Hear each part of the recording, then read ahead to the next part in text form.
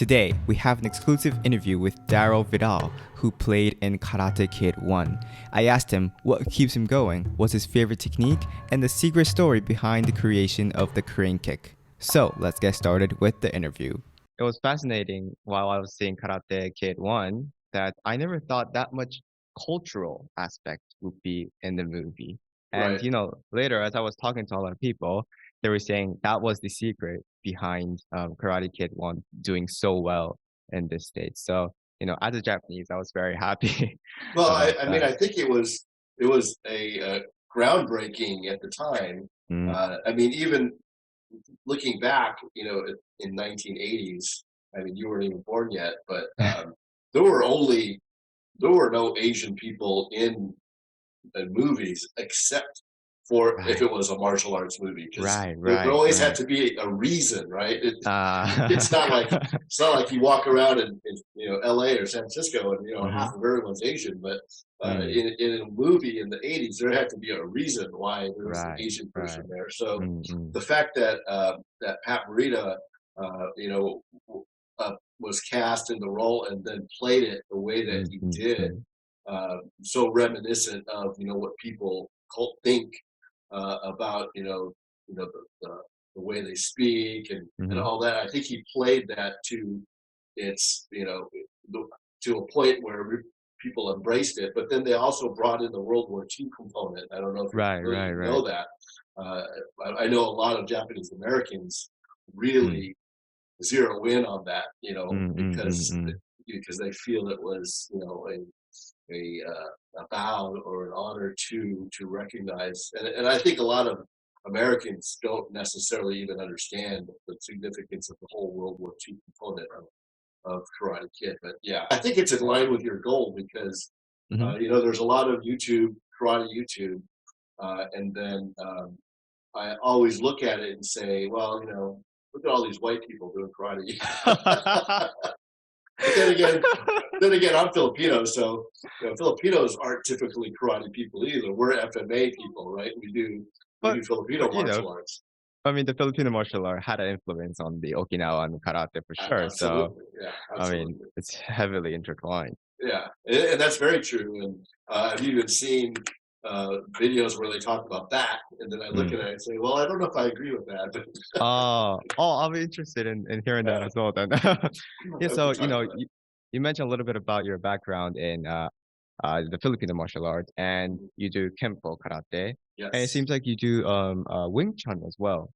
yeah. So, how do you, get that organized in your head, and Well, I mean, how were you learning that? you have to remember that in the '70s when I was growing up, that was what Bruce Lee did, right? I You're see, I familiar with see. Bruce Lee, right? Of course, So yes, yes. Bruce Lee was the biggest thing of my time, Mm. and so as I grew up and began training in different systems, starting with a little bit of Filipino martial arts, but right into Kempo, Mm. it was all in an effort to become the next Bruce Lee. And Right, then right, right. as you study Bruce Lee, you learn about that he did Chinese boxing or kung Mm. fu, and Wing Chun was one of his fundamental systems in boxing. So I tried to do the same thing. So when I was in high Uh, school, I wrestled, I I see. boxed. I went and found a Wing Chun person who I can train Wing Chun with. So I kind of Mm. tried to do the same thing, but ultimately it was the karate that got me, the path to the Karate Kid Mm. and got me noticed. Mm. Right, and then I noticed, in some of the scenes in Karate Kid 1, the stances and the way you do the steps. I mean, I recognize it so much from the karate influence. And I have one photo. I think I sent you three photos Yes. a day ago. So this photo right here, Okay. I'm sorry if it's a bit blurry. It's okay. I Um, know it. uh, right on this side, the way you were holding up your dogi, like you were like touching the sleeves or I guess the pants part of the dogi. Like I think a lot of karate people do that here in Japan as well. And Oh, I really? was, Really? yeah. It's funny Was that your habit? because it was a habit, and I consider it a bad habit because what's happening is your dogi is too low and it's binding at your thighs, right? So you're pulling it up. To me, that was a bad habit. So if you put if I saw you grab your pants, then I would go because your hands are down, right? So, but it was also kind of a classic move, you know. So Right. when I was doing those scenes, I was playing up the karate aspect, and, you know, Of kind of. course. I mean, I can Yeah. see it in your eyes. You were looking at him right away, and then you were looking for the timing to go in. So, I mean, very nice stuff. And the two other photos, I think it was a rather a spinning kick on the ground Yeah, and drop a back backspin. spinning kick. Right? Is that a move from Kempo karate? You know, the Kempo, we have the regular front kick, right? Mm-hmm. And then we have the round kick. So Right. we also call it a slap kick. And Mm. then we have the knife edge or side kick. Mm-hmm. And then we have the back hook and the back spin. Mm-hmm. So the back hook is where you would spin and then do the hook kick, like a wheel Mm-hmm. kick. And then the back spin is where you would turn your back and then go with a back, kind of a straight back kick. Mm-hmm. And you can see the one where I kick the large person is kind of a mix of those two. It's kind of a spinning back Ah, I back see. I knife see. edge, but it's really a mix of a back spin and a back hook. And then the jumping one where I jump in the air and then kick the face. Uh, That's purely a jump back spin. But you know, mm, I'm spinning in this direction. But right, right, right. your question is, are those tempo moves? And I would have to say they partially are, but Mm-hmm. at the time when I was competing a lot, um, in the 70s, you would only compete with the class kata. You would use a kata from your school, so everybody was Oh, pretty much competing using the same kata. I You see. know, I see. or their version of long kata one or kata two. Mm-hmm. Well, our system was a little different. We had our kata one, kata two, but they aren't like shotokan or Mm-hmm. shotoru, so it wasn't common. And at the black belt level, um, I started to just improvise and put new moves into our just to make them Oh. flashier, right? Ah, So by the time I was a brown belt, black belt, I was just making up katas and I using see. them. And so the kata that I created at my brown and black belt level Uh-huh. had all those kicks in it. I would do And the so you jump just kick, I would do the spin kick, and the you know the crescent right, kick, right, right, right, right. and that's where they saw me. They were scouting for At the the Karate tournament, Kid right? movie. Yeah, I've seen your interview. and I did that kata, and it has all those kicks in it. So so pretty much I got an opportunity to put all those kicks into That's this amazing. movie. Yeah, it is amazing because one, I would never do that sparring. If I was really fighting, I would never use Mm-hmm. any of those techniques. But they're just purely flash. But people like you who have trained can immediately see, oh, that person trains. I was watching Right your away, right when I away. watched your video, I go, oh look, he knows what he's looking. I'm not so much showing off, but you obviously picked up right away, even before I did anything. Just the way I was standing, you Mm, kind of said, oh, that guy knows yeah, what he's doing. So that was I for was sure. really honored that you Oh no, no, said no. that. I mean, I mean, one thing I saw where I mean, this is a rather a question too, but seeing the sparring scene in Karate Kid 1, I mean, some scenes where the actors were doing the action scene, and I can see how they were going easy or they worked with the angles. But then Mhm. for your scene, it kind of looked like you were actually hitting the opponent a little bit harder than I don't Oh know what yeah, they yeah. expected. We were making some light contact. In fact, the large guy, Right, I right, was right, right. pretty much hitting him full on. But he Yeah, was I a saw big that. dude. But by the next day after that, he had a footprint Oh. bruise on his chest because I probably did it to him 4 or 5 times. And then the fight with Johnny, Mm, which I commented. I said, "Why don't right. comment on our fight with Johnny?" That has all those funny kicks in it, Mm-hmm. the flashy kicks. Uh, and when we that was fully choreographed. It was, I'll do this, Oh, you do this, I'll do I this. see. I So it was see. from the beginning to the end. It was all we could. That's a long Yeah, it run. was, and we would do the whole thing, and then we did it Ooh, like 10 times, over and over. different cuts. Ah. Yeah, but they had like 8 cameras running at the same time. They Oh, had I a see. low camera, a camera from here, one That's from behind the crazy. stands, one from over there, one big way up high. So yeah, they literally had, you know, camera one, camera two, go, and then then we would run the whole thing over and over. So yeah, to answer your question though, Billy Zabka was he's a pretty athletic guy. So I said, do you mind if we make some contact? You could take it, you're not going to get hurt from this and type of that. And we made contact, and I'm good enough to pull, something. So if it was going to the face, I wouldn't hit him. But if it was going to the body, I can make contact, and then it's something that you can react to when you're getting hit, as opposed to pretending to react and getting that famous a fake reaction. Right. So yeah, I mean, seeing that, I was just wondering, is this for real? Like, or you actually hitting them? So, and yeah, another thing about the crane kick itself, that kick, I know, the leg part exists in shotokan too, double kick, called the double jump kick, right, double jump kick. Yeah. And then, what inspired you to do this? Well, that's a good question, because when they brought me on, they originally brought me on to showcase some of my karate, to bring some realism to the tournament scene. But then midway, they said, okay, we want you to perform this crane technique. You're going to be the double from Miyagi.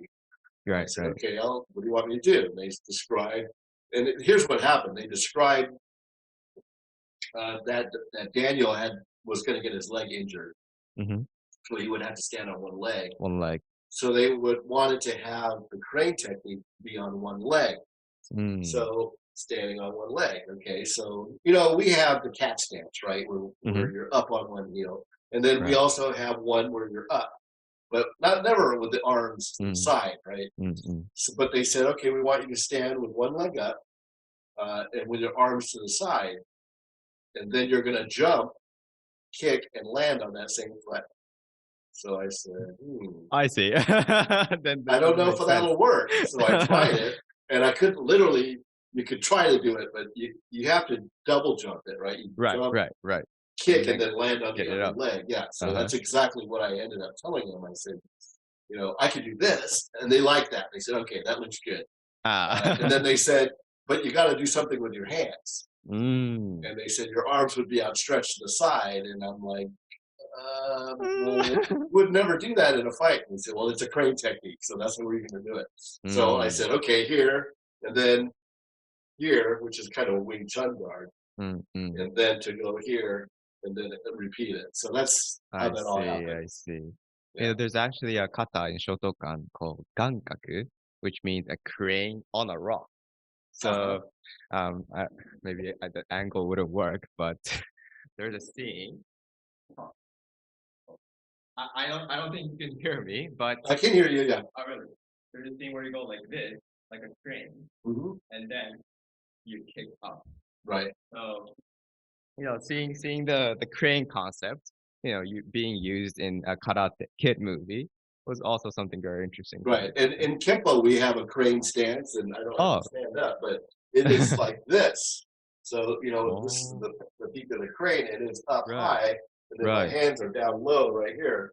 So, but it's totally different from this, So yeah, and you mentioned about this, but in Okinawan style of karate called uechi-ryu, they have a block where they use this part to block the side, and that's heavily influenced by the Chinese. We have this, where we're getting up, but Kempo, American Kempo, also has this, which is called the whip hand. No, you're going to get you're using this one. Yeah, you whip it and you get with the fingertips. Now to the eye or like to the face or the eye or something. My style of Kempo doesn't use that, but it is in the American Kempo system. I see. Oh, I didn't know that. Wow. But that is how we use our crane stance is this. I see. Then I guess moving on to your personal favorite techniques, and I've seen some of your sparring videos on the YouTube channel as well. And it seems like you love doing that, holding your stance in the place, and when somebody attacks, counter punch to the stomach. Yeah. Is that something you learned throughout Kempo, or Yeah, I mean, it's really a reverse two knuckle, right, or a reverse punch. And the way I like to do it is getting set in the stance and then actually lowering elevation. so that now you're down low. So somebody's sparring with you, and then suddenly you're lower. And then what I do is I pop up and throw this back knuckle, and then come with the two knuckle. So you're reacting to this, and then I'm coming low. Right. That was the secret. And then and so you know that the two knuckle spins right from that. And so what I do is I hit at the top of the stomach and drive down back, and I call it the twister.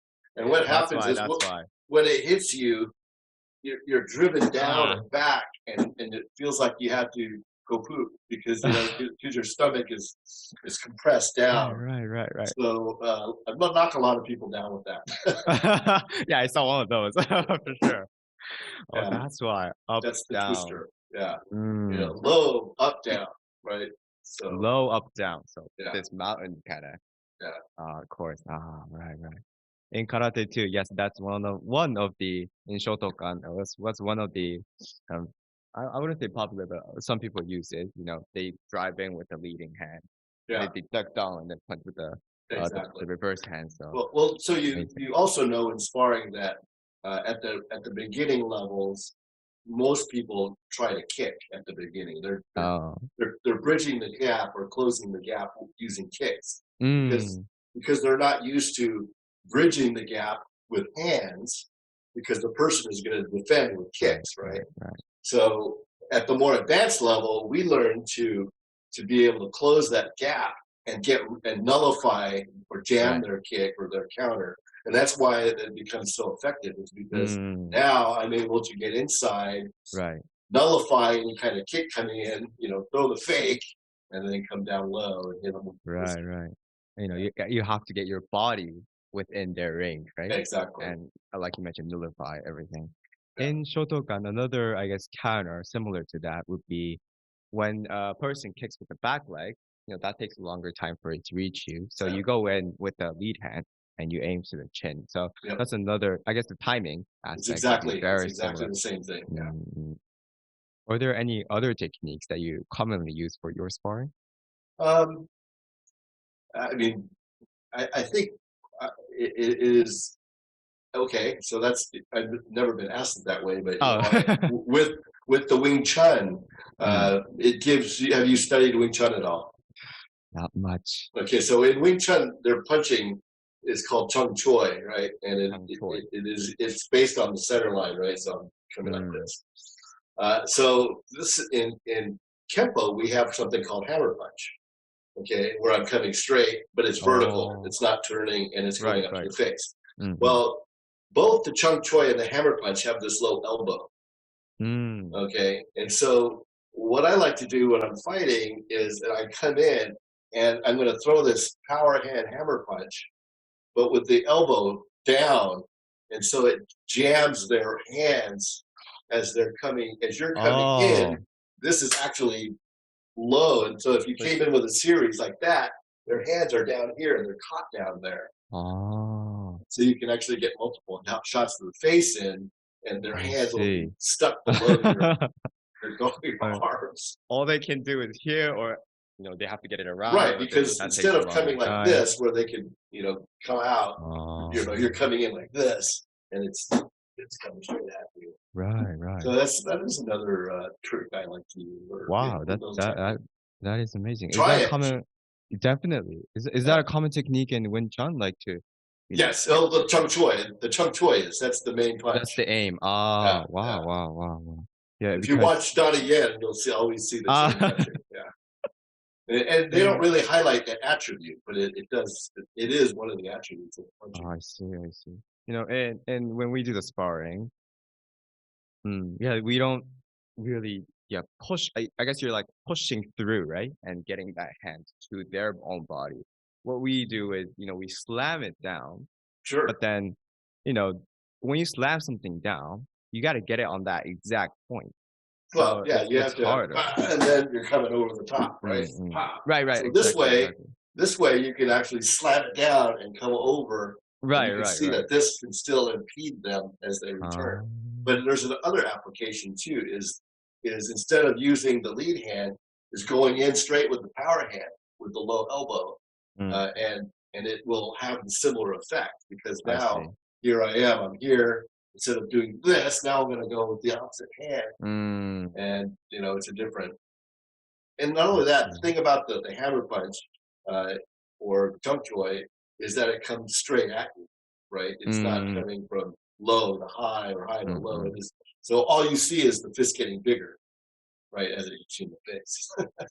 That's very effective. Yeah, yeah, yeah. In shotokan, there's a move where you do the back fist. Yep, You, you bring it down and then you do this. right, So I think this is still a slap down rather than like a push through kind of movement. right. So yeah, that aspect, I'm just thinking off my head, like, does any karate style have it? A Japanese one, but yeah, I'm not really sure. Maybe the Okinawan style that I've seen people do Yeah. something like Mhm. this. So maybe those count too. But yeah, very interesting. I guess you've been doing martial arts for how many years now? Like 40, Yeah, 50, 45. Yeah. 45 years. So were there any times where you wanted to quit or stop doing martial arts? Um, no, Why because is that? and it's not the idea that I'm a 10th degree, right? Mm. I have 10th degree. I never thought I would pursue or want to be a 10th degree black belt. I Oh. always thought I would want to be a black belt. And then Mm. after I got my black belt, I said, I'm going to teach karate. Right, right. And since I don't do it full time, I have a regular job. Mm-hmm. I teach karate twice a week. And because it's moderation, it's very easy to stay with it. Mm-hmm. If you do it all the time, that's all you do. Sometimes you reach a point and then you say, I can't do it anymore. I quit, or things change in your life and it can't be your full time thing Right, anymore. So right, whatever. right. But when you're only doing something once or twice a week, the moderation is something that can help it be Mm-mm-mm. always part of your life. So Mm. so because I started teaching as soon as I got my black belt with my instructor, and then when I moved to Murrieta here, I started my own program. I just have never stopped, and I've never thought Mm. about stopping. Mm-hmm. So my instructor is still around. He Oh, I see. promoted me through all my ranks. So from 1 to 10 is all the same guy, Uh, and so yeah, it's part of my life. Everybody says it's a way of life, but it really is part of my life, and I don't imagine stopping at this point. Especially even though I'm getting close to 60, I still can move. I can still right, right. spar. I can still punch people. Amazing. I guess then, what's your favorite thing about Kempo Karate, Filipino martial art or martial arts in general? Well, yeah, my favorite thing is just it. I mean, it's just training, Just training training. and teaching. Yeah, teaching and training. Uh, I like training and teaching uh, so much that I even during pandemic I've taken on students purely virtual, and mm, I just had a student who found me on Facebook and asked if he mm-hmm. could train with me, and I do Oh, private wow. lessons Mm-mm. virtually, and so and this guy is a very accomplished martial artist, but he's not a Mm, kempo, he's not a karate guy. mm. So I'm teaching him kind of fundamentals of karate, but he's actually a stick fighter and a boxer. Oh, So to him, a lot of these fundamental things are very new to him. mm-mm-mm. So Like a uh, new yeah, way of thinking. exactly. And having it's very fulfilling for me. So I find that's really my favorite is teaching and training, and also even talking with you, uh, because you're a person you got you're a sensei, you have your background and your curiosities, and then we get to kind of trade ideas and Mm, compare notes, so right. Hopefully, when I visit California, I can go to your lessons, and absolutely you're welcome to I'll be come and very train with honored. us. Yeah. Thank you so much.